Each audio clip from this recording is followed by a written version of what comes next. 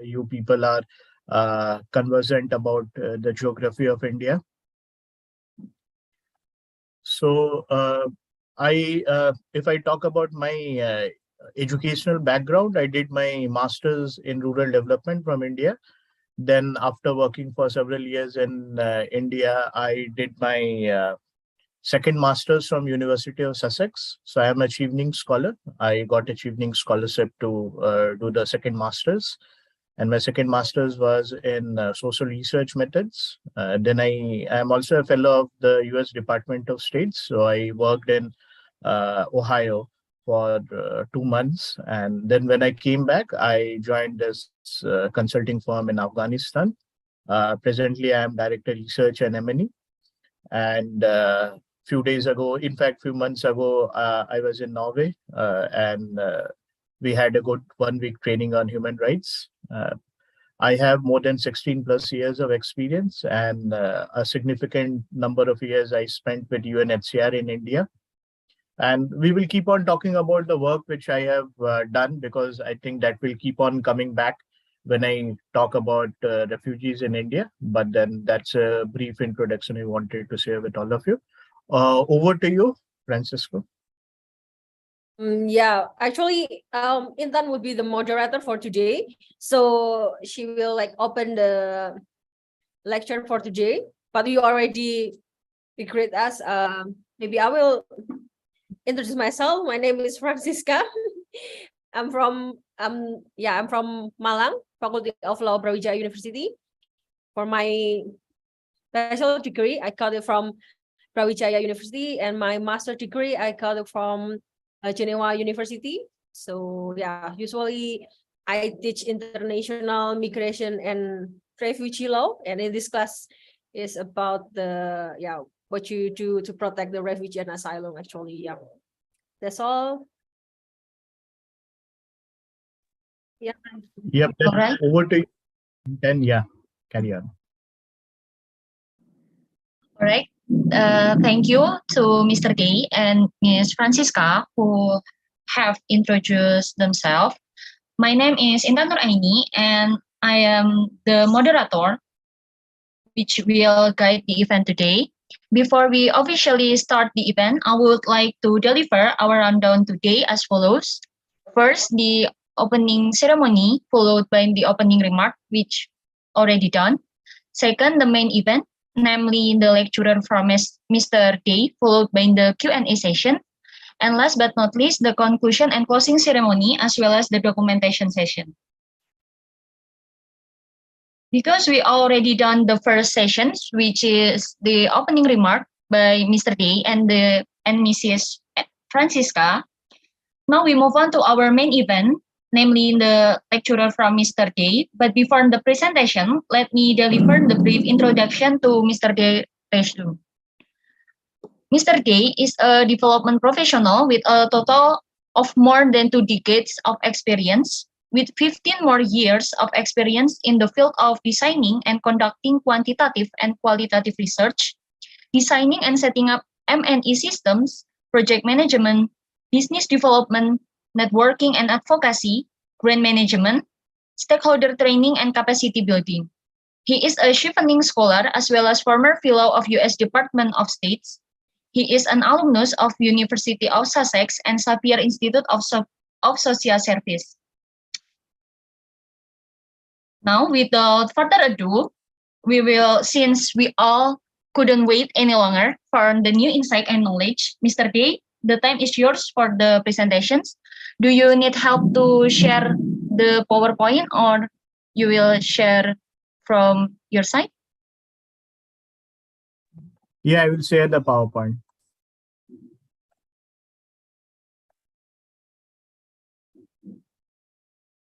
Just give me a second. Yeah. So all of you are able to see my PowerPoint? Yes. Okay, great. So before I move on, actually, see, what I'm using is I'm using one of my research studies, which got recently published, as a premise to sort of touch upon different issues related with refugees in India, right?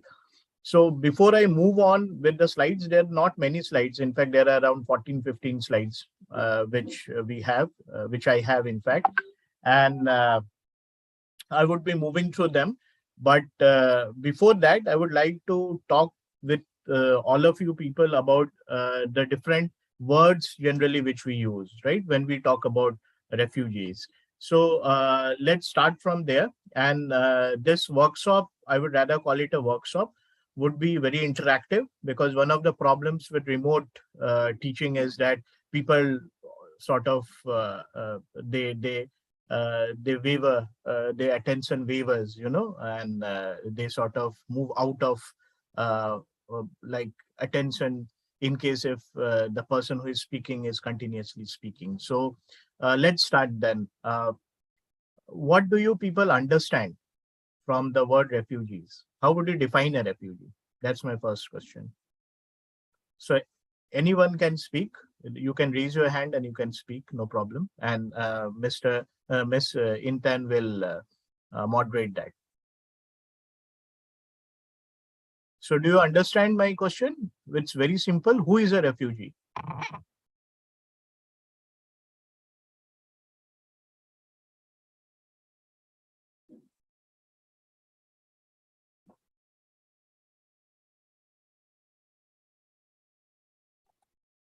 Are you able to hear me? Are you able to hear me? Yes, we able to hear you actually, but I'm not sure are the other person in the class or not. Jawaban tadi. Okay. Intan, are you able to hear me? Saya yang jawab, Bu. Yeah, yeah. So let's start with the question. Who is a refugee? Refugees are people who have fled war, violence, conflict, or persecution and have crossed an international border to find safety in another country. According to Okay. UNHCR.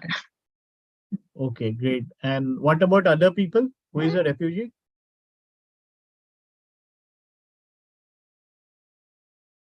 Asylum seeker. Yeah, who is a refugee? Okay, I guess other people are not giving this response. So actually, there is one word which is missing in your definition. That is a well-founded fear of persecution, right? It's well-founded fear. So a refugee is a person who crosses international borders due to well-founded fear of death or persecution, right? And that leads to my second question. And also on the grounds of, it might be on the grounds of religion, ethnicity, belief, or whatever, right? So the main word is well-founded fear of persecution. Okay. Now the next question is, what is the difference between a migrant, an IDP, and a refugee? What is the difference between a migrant and a refugee? IDP, I guess you know, internally displaced, right? So let's not bring in IDP here. We might talk about that later if the context comes in. But then what is the difference between a migrant and a refugee?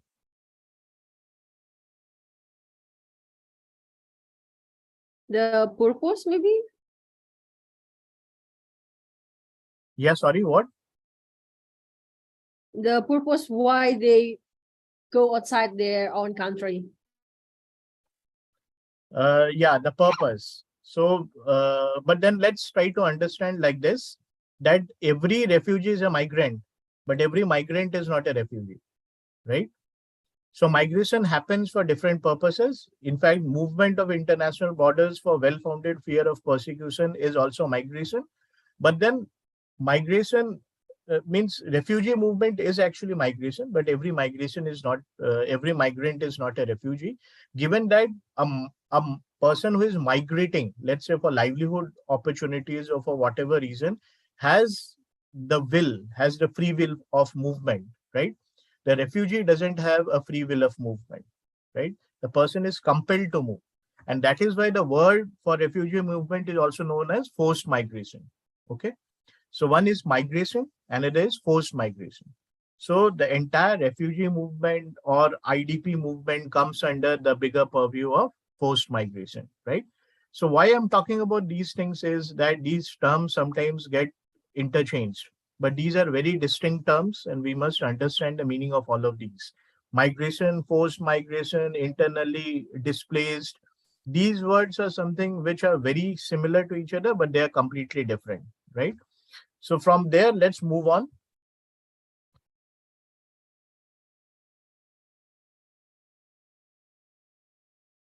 Sorry. Okay, so let me share some statistics with you.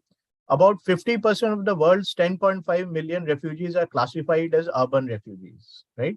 So refugees are like majorly living in the urban area. So that is something which is very important to note, because why they are living in the urban areas? Because when they are living in the urban areas, they are closer to UNHCR office, because they need to keep on going to the UNHCR office, and UNHCR office is generally located in the urban areas. That's one thing. Second thing is because of the opportunities, because of the amenities. And the third thing is that they do not generally stay. They keep on moving. So if a person is a refugee, unless and until the person has a permanent residency, the person will keep on moving, right? So urban refugees face substantial and unique difficulties, such as xenophobia and violence, forced eviction, arbitrary arrest and detention. Okay. Now, if I talk about India, India is home to around 200,000 refugees, 32,000 directly under UNHCR mandate. Okay. Now, when we talk about India, in India, we have several refugee groups. So we have people from Bhutan, people from Sri Lanka, Tamil refugees. We have Afghans, we have Rohingya refugees. Very lately, Rohingya refugees are the biggest group of refugees which have come to India, right? Okay, there is a participant. She is waving and talking to someone else. Is he listening or is he into some other uh, conversation? Okay, whatever. She might be into some other conversation. No problem with that. Absolutely fine. So there are several refugee groups. In fact, there are more than 45 refugee groups which are living in India, right? They are from DRC, Democratic Republic of Congo. They are from uh, Iran, right? They are from other African countries. So there are several Somalia for that matter, Eritrea. So there are several refugee groups which are living in India. But then some refugee groups are directly supported by the government of India, right? So let's say, for example, Tamil refugees or people from Bhutan or Hindu and Sikh Afghans or Hindu and Sikh people coming from Pakistan, they are under the direct uh, protection of the Indian government. However, other groups, other refugee groups, they are under the mandate of UNHCR, right? Because the problem is that India doesn't have a refugee law. So any person who is crossing international border and coming into India is subject under the Foreigners Act, Section 14 of the Foreigners Act, which says that if a person doesn't have a valid uh, paper to enter into India, the person can be caught, persecuted, jailed under Section 14 of the Foreigners Act, right? So if a person does not want to be get persecuted or jailed by the Indian government and the person is seeking refugee status, the person has to go to UNHCR, right? So as soon as a person goes to UNHCR, in order to save that person from persecution, the person is given a RSD certificate. So an RSD certificate is that the person's case is under consideration. But if that person, it's also known as the blue certificate. So if the person has that blue certificate, the person is not going to be persecuted and that person's case is under consideration by UNHCR. So those are the technicalities. So I guess you people know that how UNHCR works. So UNHCR has majorly two departments. One is the RSD. So RSD is the Refugee Status Determination Department. And the second department is the Protection Department, right? So if you look at UNHCR, it has majorly two departments. One is the RSD, Refugee Status Determination. Another is the Protection. Under Protection, you have livelihoods, you have durable solutions, and you have social protection. Okay. So I will be talking about these more when I move forward, but then please keep these terms in your mind. Okay. Then if I talk about my own experience of working with the refugees, my idea was to use their resilience and build the protection environment, or build that support system for them based upon their own resilience, right? So what is resilience? Resilience is the commitment to struggle, and coping is constantly changing cognitive and behavioral efforts among refugees, right? So that is what is the difference between resilience and coping. Okay. If you have any questions, you can ask me. You can just interrupt me and ask me. That won't be a problem. Okay. So when I talk about Delhi and Delhi NCR and the places around Delhi, these are the places where most of the refugees are concentrated, right? So Delhi is home to around 16,000 mandate refugees. So when I talk about mandate refugees, they are under UNHCR mandate. So these refugees are from Bosnia and Herzegovina, Egypt, Palestine, Syria, Arab Republic, Yemen, Iraq, Rwanda, Eritrea, Islamic Republic of Iran, Somalia, Afghanistan, Hindu and Sikh Afghans, Muslim Afghans, Hindus from Pakistan, Myanmar, Chinns and Rohingyas, DRC, Nigeria, and Sudan. So these are the major countries from which these refugees have come to India, right? So by 2014, 36% refugees and asylum seekers were living outside Delhi. So now what is recently happening or presently happening is that because of the influx of the Rohingyas in India, the Rohingyas are slightly and gradually moving out of Delhi.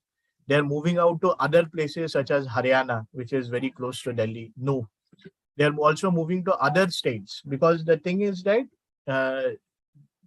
means since they're coming from a rural background, they're trying to move into peri-urban or semi-urban places where they can sort of build their own hutments and they can live. They find it very difficult to live in rented accommodations, and they want to have their own hutmen. So if you go to a Rohingya refugee location, you'll find they make very good bamboo structures and live there, right? So that is not possible in urban areas. So they are slightly moving towards now semi-urban and rural areas, right? So that is a change in movement which has been seen among refugees, or a behavior among refugees. So by 2014, 36% refugees and asylum seekers were living outside Delhi. I've already said that. Anticipated by the end of 2016, actually the figures are a bit old because these are UNHCR figures, there would be a rise of 50% of refugees in the country. So now if we go by the current figures, there are almost like 100,000 Rohingya refugees unofficially living in India. So officially it's around 30,000 Rohingya refugees, but unofficially it's around 100,000 or more Rohingya refugees living in India. So if we look at the route of their movement, they come from Myanmar, they enter into Bangladesh. So Bangladesh is the biggest Rohingya settlement in the world. So there is this place called Cox's Bazar, right? So biggest Rohingya refugee settlement, more than 200,000 Rohingya refugees live in Cox's Bazar, right? And from there, they try to move into India through West Bengal. So we have border with Bangladesh, and the state which has its border with Bangladesh is West Bengal. So they move from West Bengal, and then from West Bengal, they move to other parts of the country, right? So number of refugees and asylum seekers continues to increase, with 48% of new arrivals being Rohingyas from Myanmar, okay? So with more refugees living outside Delhi, existing programs of UNHCR in Delhi was planned to be incrementally restructured to assume a balanced and consistent approach for all refugees across India. While working with refugees in urban areas, it's pretty easy. But when they're constantly moving and moving out of the urban areas, your entire protection system and the protection mechanism needs to be changed, right?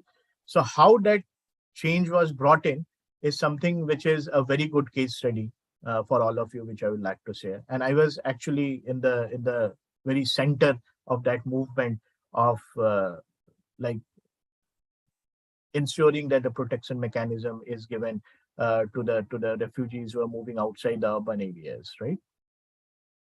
So this continued shift from individual assistance to supporting community structures was an important part of this protection mechanism. So when I talk about this protection mechanism, I previously said that there are three things we have talked about. We have talked about livelihood, we have talked about social assistance or social protection, and it is durable solutions. So what comes under durable solutions? Uh, First is resettlement. I guess all of you know about resettlement. So resettlement is that different countries, whether it's US or whether it's Canada, different European countries, they provide certain slots of citizenship to UNHCR. Based upon that, UNHCR makes decisions on resettlement, right? Another is naturalization. So what happens in naturalization is that a refugee who is coming to a certain country, let's say India, applies to become a citizen of that country. So naturalization process is only available for Hindu and Sikh Afghans in India, right? Then another is the person is sent back to his or her own country based upon the assessment of protection situation in that country. So if the protection situation is that country is good, then these refugees can go back to their country. So that assessment is also done by UNHCR. There is another word used as refoulement. So refoulement is when, but it's not a part of durable solutions. It's more like a, uh, it's a violation of, in fact, the right of the refugees. So even if the protection situation is not good in his or her country, the person is pushed back into his or her country. That's known as refoulement, right? So I'll just run through it.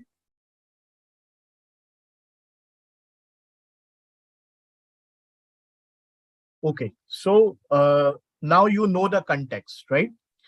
If I bring you back into this context, the refugees who are living in India, except for Rohingyas, all the refugees are living in the urban areas, right?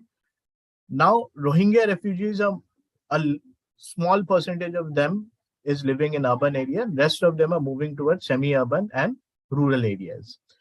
As a protection person or as a researcher or as a practitioner, what would be your strategy to ensure that you are able to provide support to these communities? What would be your strategy for refugees in urban areas?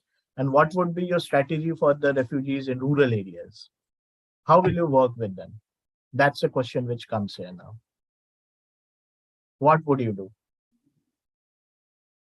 Because see, although I understand that you are students in universities, right?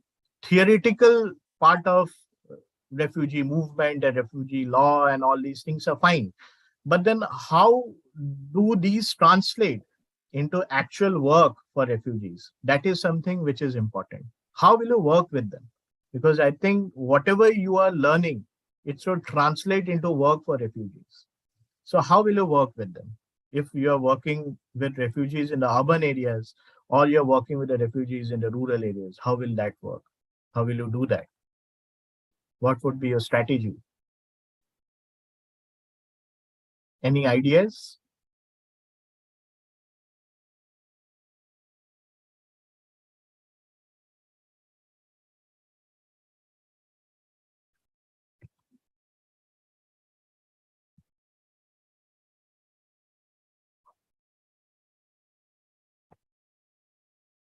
Any ideas? Anyone?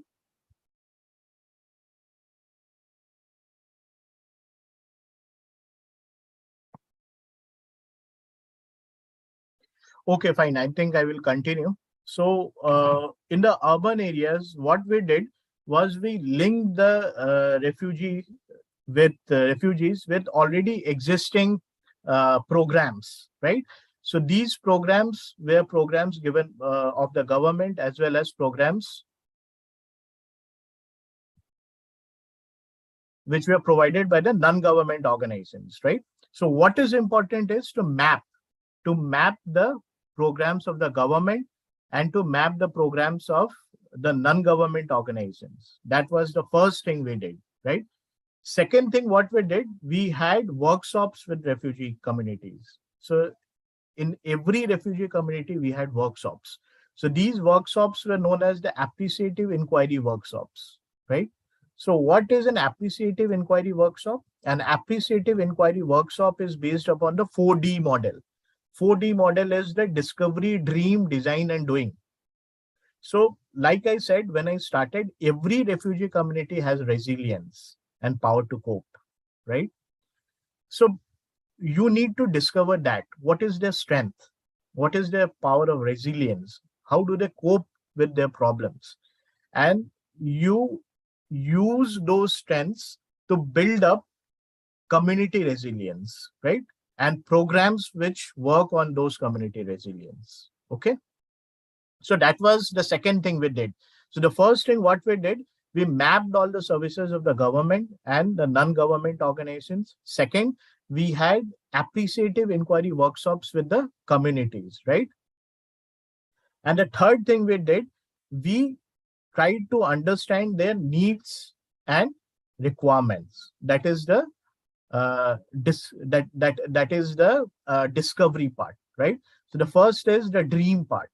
What do you want to achieve? Second is the discovery part, their strengths and resilience.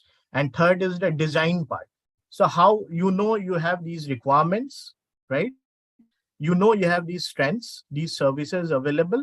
Now, how you're going to design interventions based upon what you have and what are your needs. Okay. So that is the 4D. So the first is dream. The second is the first one is discovery. Next is dream.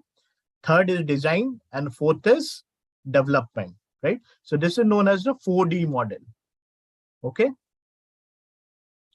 So based upon this, what we did, we reached out to different government departments and we started linking the refugee communities with the services which were freely available. Okay. And that had its own challenges, because the first thing is that the refugees were expecting a lot and the government services were not up to their expectations, But then what happens is that when people start availing those services, they also affect those services in improving their qualities. Okay. And the expectation of the people goes down, right? But one of the things about Rohingya refugees is that they were for the first time accessing these services. They had never accessed these services in their own countries, right? In their own country, in fact. So for them, it was really very successful. They were able to get nutrition services from Anganwadi centers. They were able to get health services from health centers. They were able to get education free of cost due to the Right to Education Act, which is being implemented in India, right? They were also able to get livelihood opportunities. In fact, we had a organization which was working directly with UNHCR to provide livelihood opportunities to all the refugees with focus on Rohingya refugees, right? So that was because the problem with Rohingya refugees is that they cannot get resettled. Once they get into India, they cannot get resettled. Okay. So in order to reduce their stress, it's very important to work with them on livelihood opportunities, because if people are given livelihood, if people have income with them, they can use that income to improve their socioeconomic condition, right?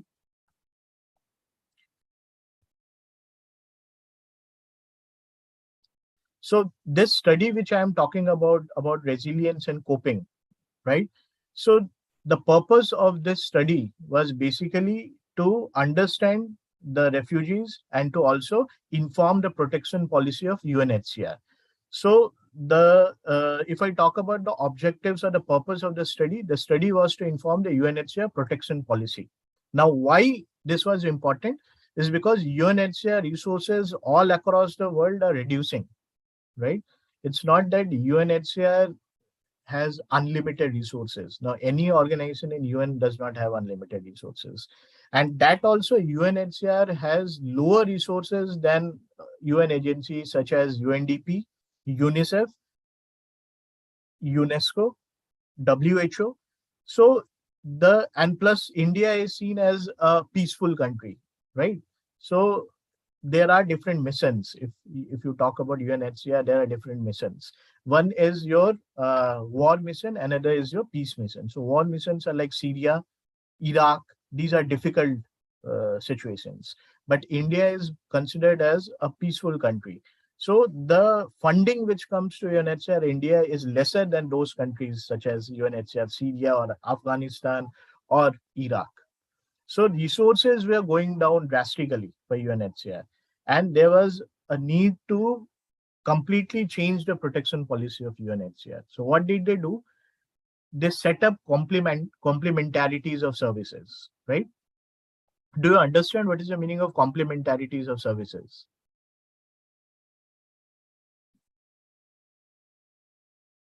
In 10, do you know what is the meaning of complementarities of services?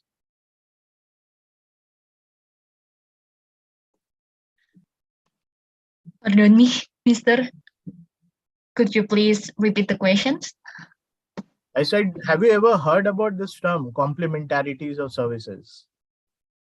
No, I haven't heard of it. This is the first time I heard about the complementary services. Complementarities of services. See, the thing is that different organizations have different resources, right? But Right. what do they do? What do they do? They have their own programs, they have their own beneficiaries. Okay. Now, other organizations are also doing the same thing. So there are, let's say, N number, there are 100 organizations. All of these organizations have training and capacity building. And maybe 50 of the organizations are doing training and capacity building on the same topic, right? So what is need to be done is that if an organization is doing a certain training and capacity building, which is also in the plan of the other organization, so the beneficiaries from that organization can take benefits from the organization which is doing training and capacity building on a certain topic, which is common to both the organizations, right? For example, let's say your university is having budget for this training, let's say on refugee law. Okay. Some other university will also be having a budget for refugee law in case if both the universities have the same curriculum.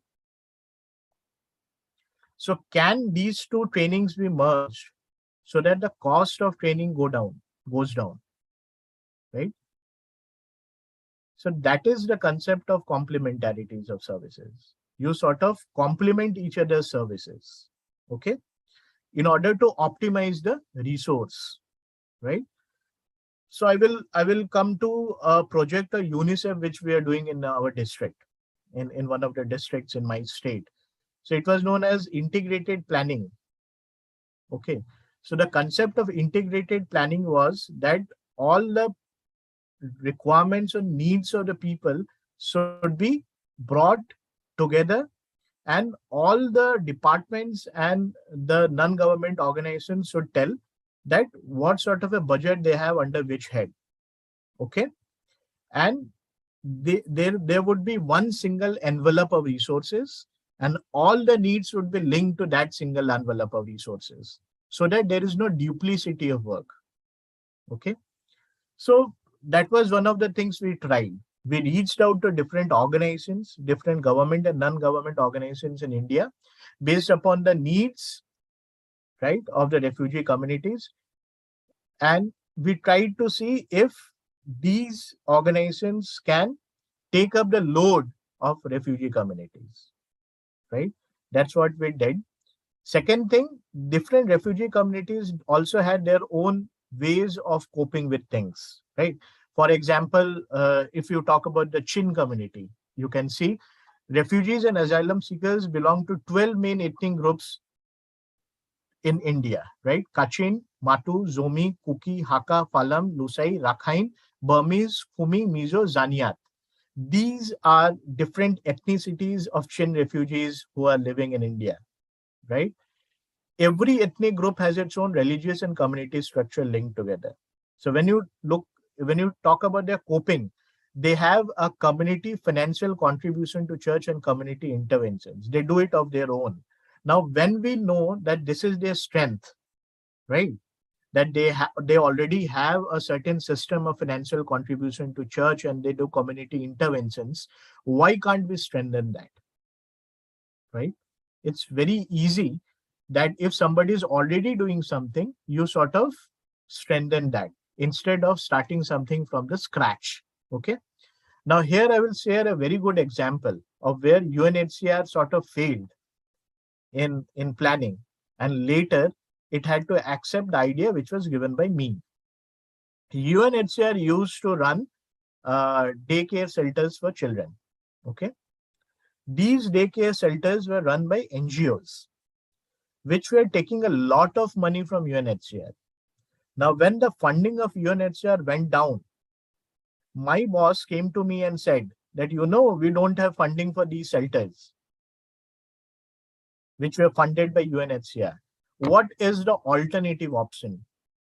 So what I proposed to her was to link the refugee children with the Anganwadi centers in India. So what are these Anganwadi centers? Anganwadi centers are government-run creches. Okay.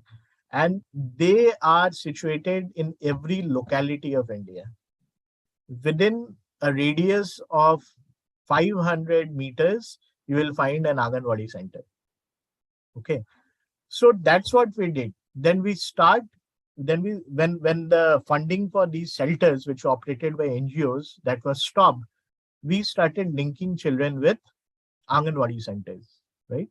So that not only reduced the cost of Anganwadi centers, but we were also able to bring in some funding from UNHCR, some funding from other NGOs to strengthen Anganwadi centers. So this not only helped the refugee children, it also helped the local children who were going to those Anganwadi centers, right? So that is how we built up that complementarities of services. Okay. Plus, we also strengthened the creches which were run by the communities. So there was a community fund. There was a fund of around 50,000 rupees, which was given to community programs such as Chin community. Chin community had a few shelters for children for working mothers. So working mothers can drop their children in those creches and then they could go for work, right? So those were strengthened by UNHCR. Okay. I have already written that here. Community intervention, school, safe house, support to unaccompanied minors, UAMs, unaccompanied minors, CRES, remedial teaching, language and culture classes. So these were the interventions which the community was already doing. See, when you are working with the communities, never make communities dependent on you. So if you are working with an NGO, if you are working with UN, always try to build upon their strengths. Do not make them dependent, because when you make them dependent, their own resilience and coping reduces. Okay. So I do not know what was the premise for this training or this lecture. Was it completely law or was it practice? But then I would be majorly talking about practice. I would be majorly talking about how to work with refugees, right? Because you people already know what are the laws. There are not actually many laws for refugees, frankly speaking. There is only one UN Convention for Refugees, which everybody quotes. You people already know about the definition of refugees. You people know about different theories regarding development of capital of refugees and so on and so forth, about resettlement or whatever. But then how to work with refugees is something which is very important to understand. Okay. So do you have any questions till now?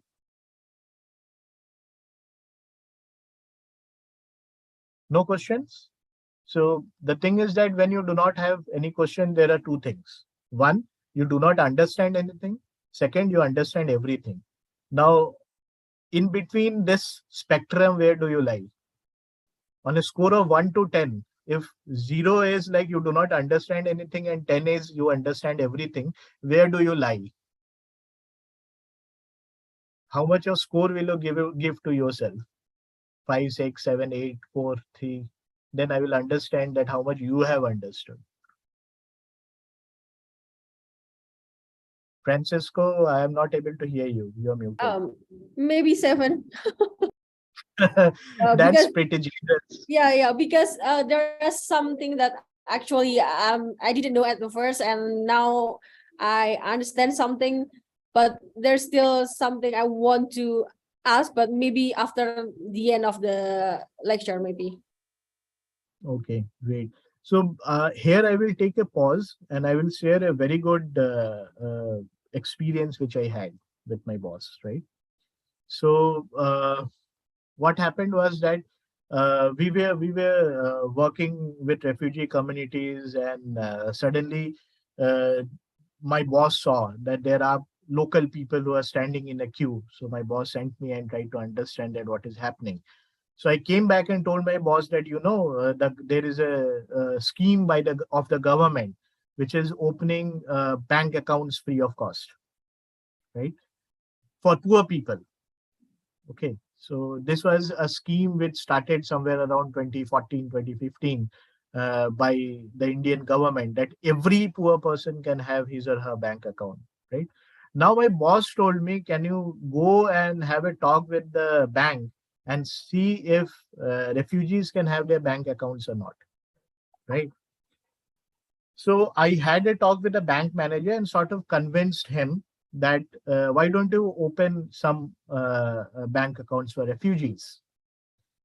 So after a lot of convincing, the bank agreed, and the first batch of, actually I had given a name of 10 people, but nine people from different refugee communities, they went to this bank and they were able to open their bank account. This was for the first time in the history of India that refugees were able to open bank accounts, right? And you know what was used to open their bank account? Their UNHCR card, their long-term visa, and a support letter by UNHCR. Only these three documents were used to open bank accounts. Otherwise, as per law in India, you cannot open a bank account without the unique ID card, which is also known as the Aadhaar card. So without an Aadhaar card is only given to Indian nationals. So without that Aadhaar card, to open a bank account is completely impossible. But this was for the first time that any bank had agreed to open bank accounts for refugees. And what was the basic premise for that? Because refugees were working, since they did not have bank accounts, they used to keep a lot of cash at their home, and they were easy targets for thieves. So we used that logic and asked the banks to open bank accounts. And after that, what happened? We used the example to get bank accounts open even in nationalized banks. So the first bank which opened bank accounts for refugees was a private bank, but then we also used that example to get bank accounts for refugees in nationalized banks. Do you have some example from your own country wherein the refugees have been able to open bank accounts with very less documents? Because the thing is that once a refugee gets citizenship, it is easy to get bank account. But what happens to a refugee when the refugee does not have any document? So that is something which is challenging, right? So this was an example. I sometimes I do share it as a success story, which was initiated by me. But then yes, it had a limited success, because later then after I handed it over to some other officer, that officer was not able to reach out to the banks and sort of increase the number of bank accounts. But I still know that there are several refugees who are using the same bank account which was opened at that time. So which is something which is heartening. So yeah, let's move on. So similarly, we did a mapping of the strengths of Afghans. So if you look at Afghans have a weak political structure. They have internal power dynamics, and they are majorly focused on resettlement. So a community which is majorly focused on resettlement, it is actually very difficult to work for them, because mentally they don't want to live in a certain country, right? And Afghans also know that they have means they have that possibility of resettlement. Rohingyas don't know that, right? So that is why somehow or the other working with Rohingyas is a bit easier than working with other refugee communities, because then you can plan for long-term interventions with Rohingya communities, right? However, there are certain groups in Afghanistan who do not want to get resettled. Okay, so what are they doing? They are having their own interventions. They are having their own programs which they are running. For example, Dari and culture classes for students. This is something which has been running on for the Afghan refugees for very long in Delhi. One of the most successful stories of Afghan women is Ilham. So Ilham is a group of Afghan women, I would say entrepreneurs, who started their own catering business. So they are invited to different events. They are invited to parties and everything where they cook and serve Afghan food. I have tried it myself. We invited them to our UNHCR, and that was the first time I experienced Afghan food before I went to Afghanistan, right? So this is a success story, and we sort of use that success story to reach out to other refugee communities and see that if they have the possibility of doing the same, right? Then we also had an appreciative inquiry workshop with the Somalis. So if you look at the Somalis, they do not have any political religious structure in place. Individual success stories or business achievements are there, but they are means standalone sort of a thing. They have not been able to inspire others that ways. However, we have a lot of young people in India who come for education, and then later they don't want to leave. So there are possibilities of linking them with livelihood opportunities. So there were some resilience programs which they were running in their own of their own resources, such as community psychosocial support, assistance during medical emergency and arrange funeral services. Youth in the community encourage mothers to send their children to government schools and also provide remedial teaching and assistance and guidance for new arrivals. So these are some of the things which they were already doing. Now, what we did with the Somali community was that we asked for proposals for different projects they would like to run, and UNHCR funded those projects. So I think that was a very good initiative which we took for the Somali community, right? Since they were already doing these things, we gave them a financial support to further work on those interventions. Then the other nationals were also there, and their work was similar to the other communities. Okay.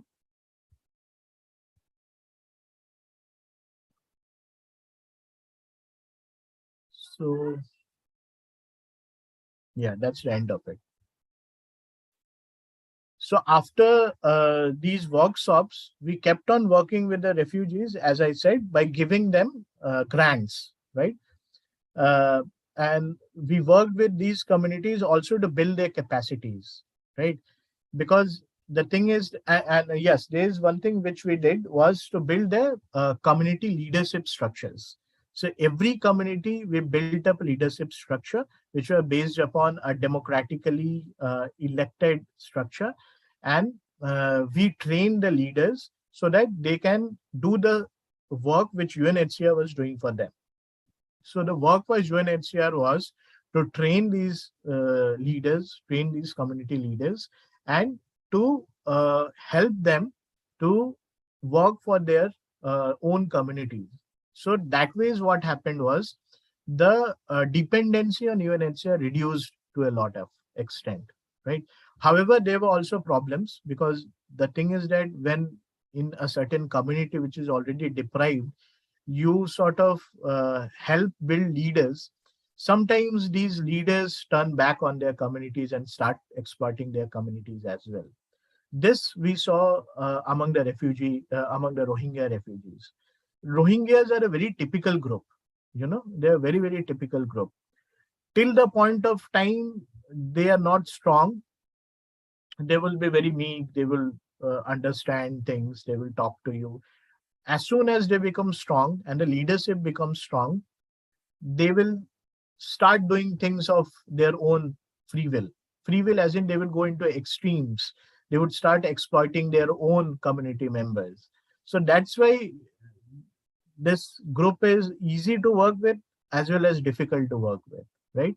So different community groups have their own different ways of working. Chins are very good. Chins are very systematic. They are very organized, and it's rather fun to work with chins. And they're also very progressive, right? Chin community members from Myanmar. Uh, Afghans, like I said, they're majorly thinking of resettlement. So having anything long term with them is very difficult, right? So different refugee groups have different behaviors, different attitudes, and you need to understand these community groups pretty well in order to sort of work with them, right? So whosoever is working with refugee groups, it's very important that you have a seed scale approach in refugee programming. So when I say seed scale approach, uh, this approach is based upon, again, strength, it based upon resilience, it based upon coping. And once you know about these strengths, your challenge is to scale that up and replicate, right? So that is why it is called the seed scale approach in refugee programming. So these are some of the things which you need to learn about and which you need to practice in your work, right? So that's all from my end. I do not want to prolong this. I have already spoken for 1 hour, and let's open for discussions. What do you want to know more? What are you yourself working upon? What are your own ambitions of working in this field, right? Because, like I said, if you look at the statistics, uh, a huge number of people are either migrating, either they are refugees, they are IDPs. So almost like 20 to 30% of the world's population is in movement, in some sort of a movement. Either they are migrating, they are refugees, they are internally displaced. And with situations such as in Russia and Ukraine, the refugees have only increased every passing day, right? And this problem is going to increase further because of climate change and because of natural disasters, right? So refugee movement is one thing, but then movement because of climate change and natural disasters is also something which we need to factor into. Okay. So you people know this because you are in Indonesia. So Indonesia is an island country, right? And you already know what is happening to your country because of climate change, right? So you have to also program from that point of view that people are protected against natural calamities and climate change. So when you are talking about disaster risk reduction and mitigation, then you also need to bring in concepts from refugee protection into disaster risk reduction and mitigation. So that's where I want to stop and give the floor to all of you back, and we can move on to discussions. Over.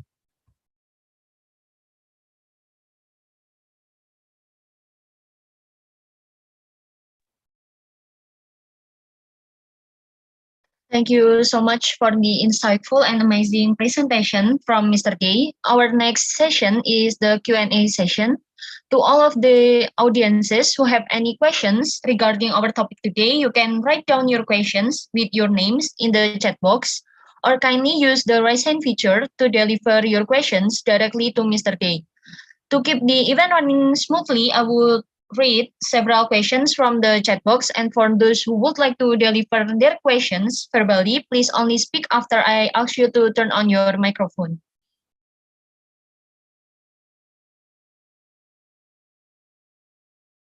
Miss Francisca, Yeah, maybe I have a you want to question. start? Yeah. Najib, I want to, because I have like a research regarding the refugee based on the religion.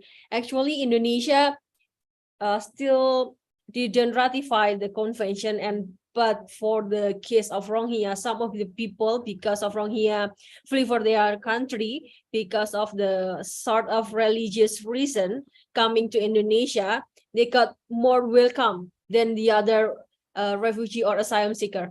How about in India?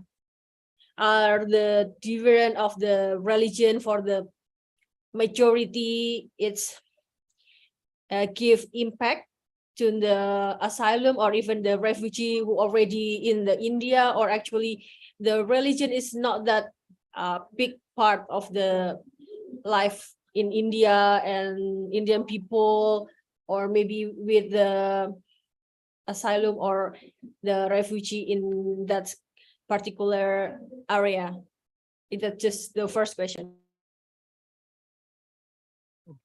Thank you for that question. Actually, freedom of religion is a fundamental right in India, and every Indian has the freedom to practice the way he or she wants to practice his or her religion. And in one of the interviews with, in fact, discussions with the Rohingya refugees, they said that the best thing about this country is that we are free to practice our religion, right? That is something which they said. And I think that was a very big statement, given that after Indonesia, India has the largest Muslim population in the world, right?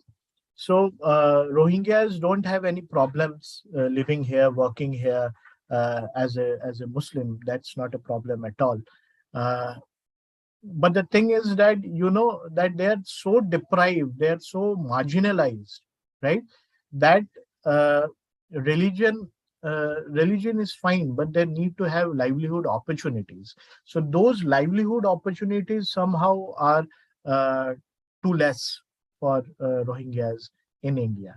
That's why there have been cases where Rohingyas have been exploited during work. There have been cases of bonded labor among Rohingya refugees.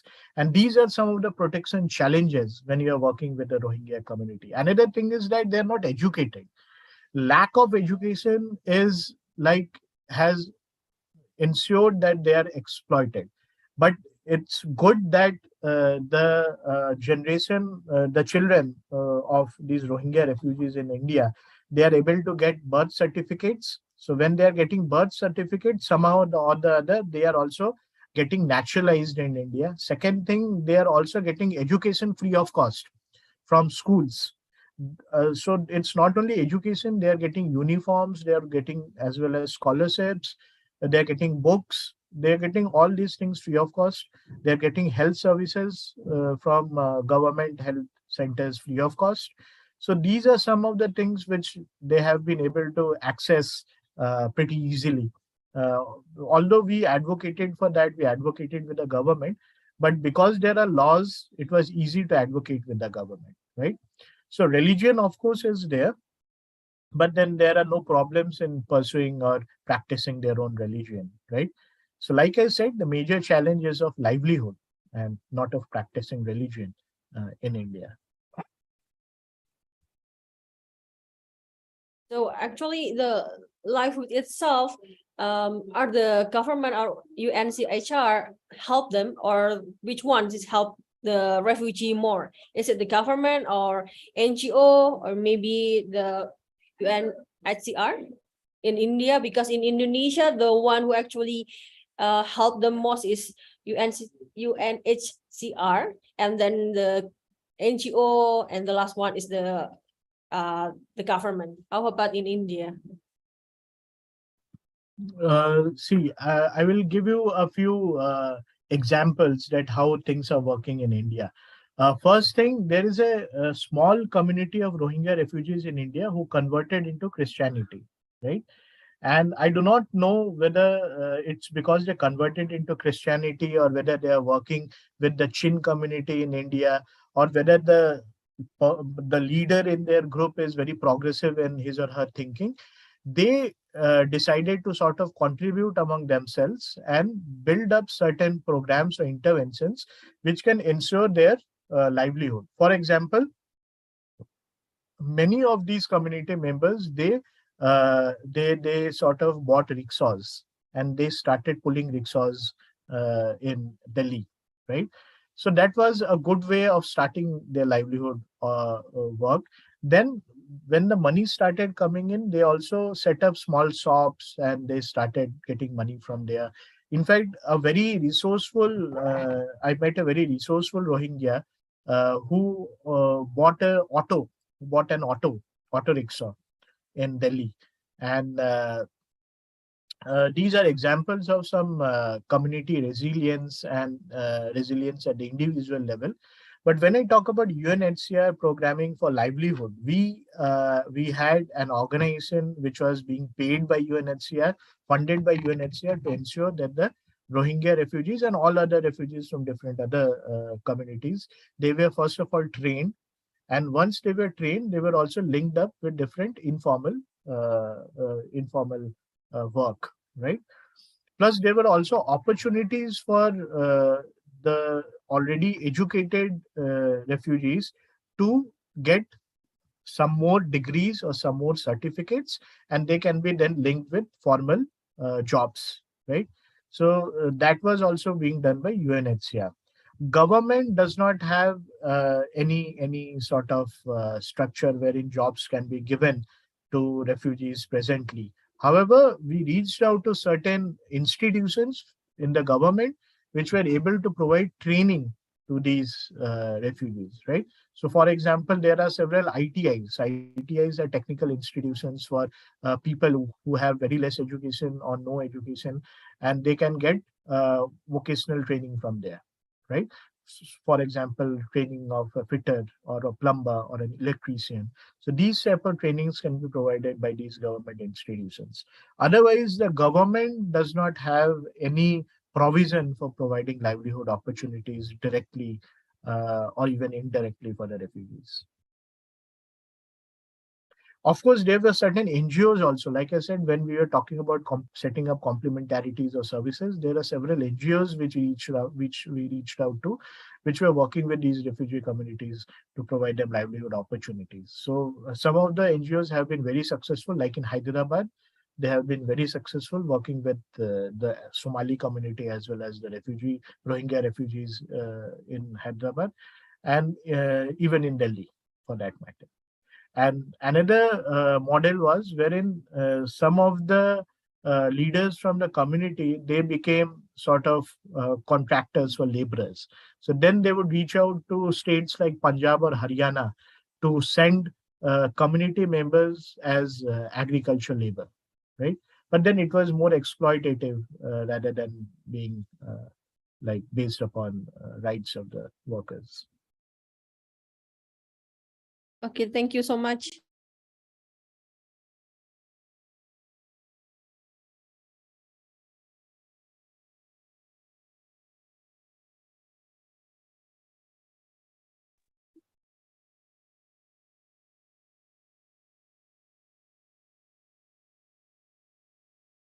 Intan.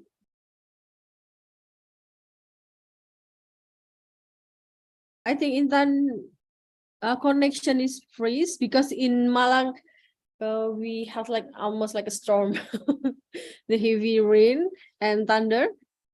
There's a question in the chat box. Maybe you can.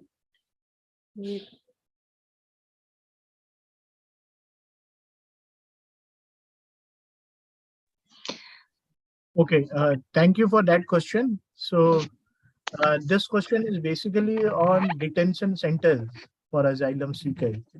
Now, the thing is that we do not have detention centers for asylum seekers in India, right? Because means first thing is that we do not have a refugee law, and second thing is the Indian government actually does not officially recognize that there are refugees living in India, except for Hindu Sikh Afghans, refugees from Bhutan, and Tamil refugees who are under the direct mandate of the government. Rest, the refugees who are living in India, they sort of, they hide into the labyrinth, or they sort of disappear into the labyrinth, right? Because India is a very big country. You have 1.3 billion people living in India. So you just come to India and then you can vanish, right? Until and unless you do something and you get caught by the police, right? So we don't have detention centers, and when you talk about when you ask my opinion about detention centers, I think it's very wrong, because that is against the UN Convention on the Refugees. Refugees have at least they have the right for saving their life, moving from their country to any other country where they can be safe, right? So that is a right which they have because of the Convention of Refugees, UN Convention of the Refugees. Even if a country has not signed on it, I think it's the what do you say, obligation of that country to save a person who is seeking refuge or who is seeking asylum, right? Now, many times what happens is that we keep on again interchanging these terms, asylum seeker and refugee. Let me tell you this, that a person who is uh, running due to well-founded fear of death or persecution from one country to another country is actually seeking asylum. The person becomes a refugee when the person is identified as a refugee by UNHCR or that country, right? So it's about people who are seeking asylum, and asylum seekers, like I said, as a right, they should not be put under detention. In fact, we were working with one of the organizations called I'm forgetting the name of the organization, but we were working in West Bengal with that organization to ensure that the Rohingya refugees who were lodged in jails, in different jails of West Bengal, they are taken out from there because they are not criminals, right? They are refugees and they should be treated as refugees. So that was also something which we were continuously working upon, because Foreigners Act, Section 14 of the Foreigners Act does not or should not apply logically on a person who is seeking asylum, right? So I don't know whether I have been able to answer this question or you were looking for something else. In case if I have not answered, then you can ask me what aspect is still missing.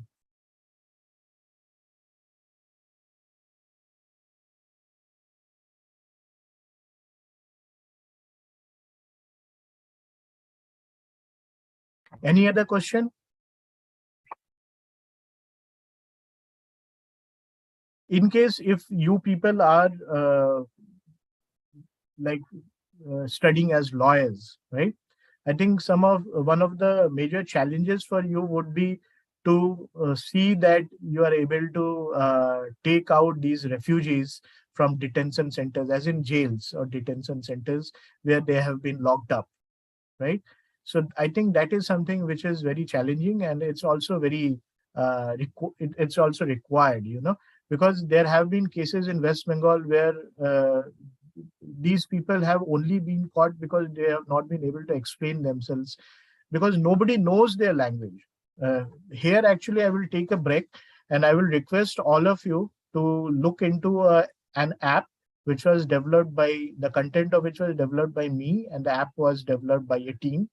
I was given a grant of 4,000 USD by US Department of States, and I developed an app for refugees in India, Nepal, and Pakistan, which can help refugees in India, Nepal, and Pakistan. The name of the app is, I will type it here. The name of the app is Paras, Pani app for refugees, right? So this app is available on Play Store. You can download it and you can read it. So there's a lot of stuff which is available about refugees on this app, right? So the name of this is available on Google Play Store, and it's a very small, simple app. You can read a lot of content about refugees in this app, right? And uh, this app is also available in several languages. It's available in around 5 languages. It's English, Dari, Pashto, Rakhine, Burmese, Rakhine language, and also Bhutanese language, right? And this app was majorly made to assist refugees to understand which services are available to them, how they can avail it, right? Which NGOs to go, which government organizations to go. And I think it is a very good app which refugees can use. Okay. You can also work together in your university. You can work on a similar app, right? So that you can help refugees in Indonesia. Okay. So that is something which you can do. You can use the content or the framework of the content which has been used in the app. And all of you as a, I think, project can develop an app for refugees in Indonesia. I think that would be great. And it did not cost a lot. I think it costed around what 70,000-80,000 rupees, which is at around 1,300 USD. Okay.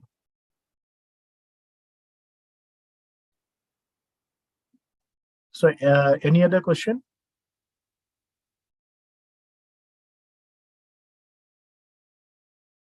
See, one thing I will tell you all, right? So there might be people in this group who might not have understood a lot, or they might not be interested in the topics which I say. But then if you listen carefully, or if you just be a part of the discussion, you will not only help yourself, you will be also helping others, and maybe somewhere at some point of a time in the future, whatever you have heard here, whatever you have discussed, it might help you. You never know. Okay. It is said that if you are a good listener, you can learn from a bad speaker. Anyways, any other question do you have?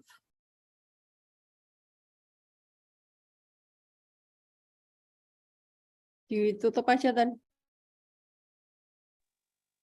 Sudah aja, Bu. Maybe because there's no other question, and maybe my students sleep. I don't know. Because in Malang is really heavy rain today. Yeah, maybe Intan can close the class. Yeah, that will be fine. No problem. Because see, the thing is that you need to read a lot at your end. Okay. This is not just this is not the end. This is the beginning, right? Yeah, sure. So there are several words, there are several terms which I have used, there are several things which I have talked about. If you want, I can share the research paper also, which got recently published in Yes, Routledge, please. right? Maybe I'm the one who need it. Okay, great. So I will share that research paper as well. You can read Yeah. that research paper and you'll get a lot of information from there. Plus, like I said, you can also go through the content in the app. So that will also give you a lot of information. Like I said, you people can come together and think of a project of yourself, right? So thank you to all of you. You have been a great audience, and I was really happy that you asked such brilliant questions. And it is an honor that I am able to talk to you people. I am able to give a lecture to all of you people. And thank you, Francisca, for giving this opportunity. Sure. It was great talking to the students. Thank you. Thank you. All right, we have come to an end of our event today. Once again, I would like to express my gratitude toward Mr. Day for sparing his time to be here with us today, sharing the insightful sessions and comprehensive presentation that help us to broaden our knowledge in the matter of the migrants, protection of refugee and asylum seekers, specifically in the transit country, namely India. Thank you for the international law compartment that makes this opportunity possible for us. And thank you so much for the audiences who attentively participating in the session today. I think that's all. Wassalamualaikum warahmatullahi wabarakatuh. Om Santi Santi Om, Namo Buddhaya. Greetings to all of us. Navjit, thank you so much for your help today. I hope maybe next year or maybe 2 years later, you can come to my university and can give direct a lecture to the student, not in the online session. Thank you so much for your help. Yep. Thank you, Francisca. And like I said, it was a great experience. And of course, I look forward to such an opportunity wherein I can come over to your university and take care. Thank you. Thank you so much. Thank you. Yes. Bye. Bye. Thank you. Thank you. Saya tutup ya, mahasiswa sekalian. Terima kasih. Sebentar, saya ada perlu sama Bu Tias. Sebentar. Oh, C, jangan di sini kayaknya, C. Oh ya wes, ya udah. Okay, Francisca, then I will leave, right? Yeah, yes, sure. Thank you. Bye. Thank you so much. Yeah, you can leave. Saya tutup ya, teman-teman. Makasih. Oke, terima kasih. Makasih, Bu.